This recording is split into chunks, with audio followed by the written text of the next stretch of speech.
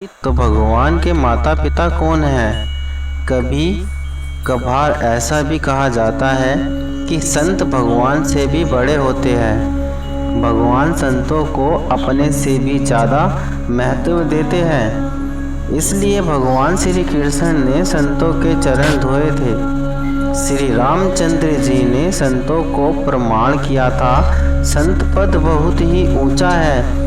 संतों के लिए भगवान ने कहा है, संत मेरे मुकुट मणि में संतन को दास। ब्रह्मा विष्णु और महेश के संबंध में हिंदू मानस पटल पर भ्रम की स्थिति है। वे उनको ही सर्वोत्तम और स्वयंभू मानते हैं, लेकिन क्या यह सच है? क्या ब्रह्मा विष्णु और महेश का कोई पिता नहीं है?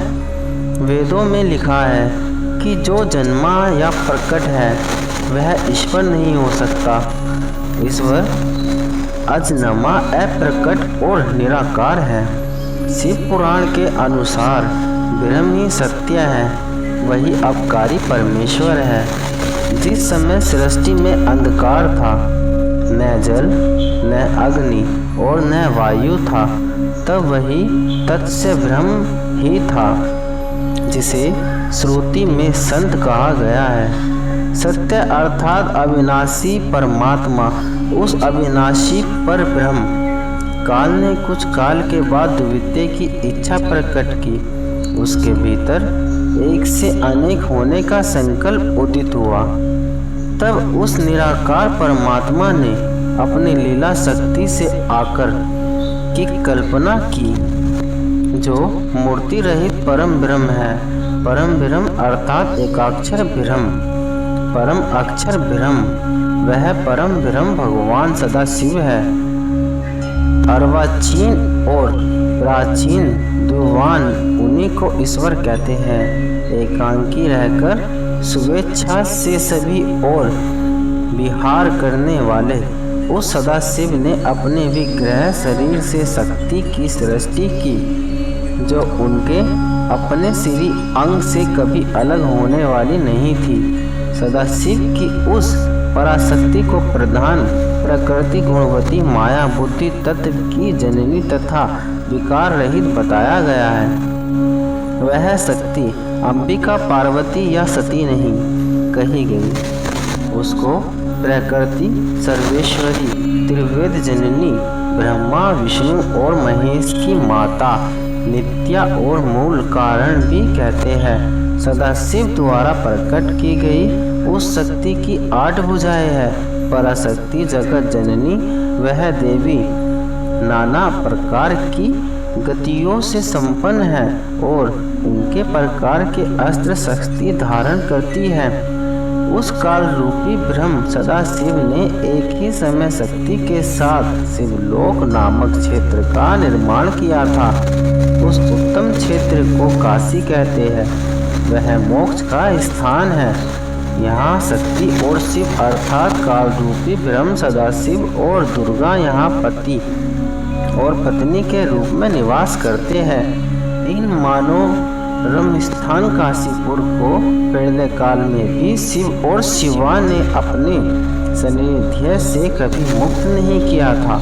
इस अनाद रूप वन में रमण करते हुए एक समय शिव और शिवा को यह इच्छा उत्पन्न हुई कि किसी दूसरे पुरुष की सृष्टि करनी चाहिए, जिस पर सृष्टि, निर्माण, वंश वृद्धि आदि का कार्यभार रखकर हम निर्वाण धारण करते। ऐसा निश्चय करके शक्ति सहित परमेश्वर रूपी शिव ने अपने वामांग पर अमृत बल दिया। फिर वहां से एक पुरुष प्रकट हुआ। शिव ने उस पुरुष से संबोधित होकर कहा, वत्स, व्यापक होने के कारण तुम्हारा नाम विष्णु विख्यात होगा। इस प्रकार विष्णु ने माता और पिता काली रूप सदाशिव और पराशक्ति दुर्गा है। शिव पुराण के अनुसार ब्रह्मा जी अपने पुत्र नारद जी से कहते हैं कि विष्णु को उत्पन्न करने के बाद सदाशिव और शक्ति ने पूर्ववत प्रयत्न करके मुझे ब्रह्मा जी को अपने दाहिने अंग से उत्पन्न किया और तुरंत ही मुझे विष्णु के नाभि कमल में डाल दिया। इस प्रकार उस कमल से पुत्र के रूप में मुझे हिरण्यगर्भ ब्रह्मा का जन्म हुआ। मैंने ब्रह्मा उस कमल के सिवाय दूसरे किसी को अपने शरीर का जनक या पिता नहीं जाना। मैं कौन हूँ, कहाँ से आया हूँ, मेरा क्या कार्य है, मैं किसका पुत्र होकर उत्पन्न हुआ हूँ और किसने इस समय मेरा निर्माण किया है, इस प्रकार मैं संशय में पड़ा हूँ। इस प्रकार ब्रह्मा, विष्णु और रुद्र इन तीन देवताओं में गुण हैं और सदाशिव गुणातीय माने गए हैं। एक बार ब्रह्मा और विष्णु दोनों में सर्वोच्चता को लेकर लड़ाई हो गई तो बीच में काल रूपी एक स्तंभ आकर खड़ा हो गया। तब दोनों ने पूछा, प्रभु सृष्टि आदि 5 कर्तव्यों के लक्षण क्या है, यह दोनों कौन बताएगा। तब ज्योतिर्लिंग रूप काल ने कहा, पुत्रों, तुम दोनों ने तपस्या करके मुझसे सृष्टि, जन्म और स्थिति पालन नामक 2 कृत्य प्राप्त किए हैं। इस प्रकार मेरे विभूति स्वरूप रुद्र और महेश्वर ने 2 अन्य उत्तम कृत्य संहार, विनाश और तिरोभाव अकृत मुझसे प्राप्त किए हैं, परंतु अनुग्रह कृपा करना नामक दूसरा कोई कृत्य पा नहीं सकता। रुद्र और महेश दोनों ही अपने कृत्य को भूले नहीं हैं, इसलिए मैंने उनके लिए अपनी समानता प्रदान की है। सदाशिव कहते हैं, ये रुद्र और महेश मेरे जैसे ही वाहन रखते हैं, मेरे जैसे ही वेश धरते हैं और मेरे जैसे ही इनके पास हथियार है। वे रूप, वेश, वाहन, आसन और कृत्य में मेरे ही समान है। काल रूपी सदाशिव कहते हैं कि मैंने पूर्व काल में अपने स्वरूप भूत मंत्र का उपदेश किया है, जो ओकार के रूप में प्रसिद्ध है, क्योंकि सबसे पहले मेरे मुख से ओकार अर्थात ओम प्रकट हुआ। ओमकार वाचक है, मैं वाच्य हूँ और यह मंत्र मेरा स्वरूप ही है और यह मैं ही हूँ। प्रतिदिन ओकार का स्मरण करने से मेरे ही सदा स्मरण होता है। मेरे पश्चिम मुख से आकर का, उत्तरवर्ती मुख से उकार का, दक्षिणवर्ती मुख से मकार का, पूर्ववर्ती मुख से बिंदु का तथा मध्यवर्ती मुख से नाद का प्रकट्य हुआ। यह 5 अवयवों से युक्त पंचभूत ओकार का विस्तार हुआ। अब यहाँ 7 आत्मा हो गई। ब्रह्म परमेश्वर से सदाशिव, सदाशिव से दुर्गा, सदाशिव दुर्गा से विष्णु, ब्रह्मा, रुद्र, महेश। इससे यह सिद्ध हुआ कि ब्रह्मा, विष्णु, रुद्र और महेश के जन्मदाता काली रूपी सदाशिव और दुर्गा है। गीता प्रेस गोरखपुर द्वारा प्रकाशित देवी भगवत पुराण के पहले स्कंद में नारद जी से कहते हैं कि तुम जो पूछ रहे हो, ठीक यही प्रश्न मेरे पिताजी ब्रह्मा ने देवाधिदेव श्री हरि विष्णु से, जो जगत के स्वामी हैं, से किया था। लक्ष्मी जी उन देवों के देव की सेवा में रहती है। केशतुभु मणि से जो सुशोभित है, जो शंख, गदा और चक्र लिए हुए हैं और जिनकी 4 भुजाएं हैं, वे पीताम्बर धारण करते हैं। वक्ष स्थल पर विवस्त्र का चिन्ह समकता रहता है।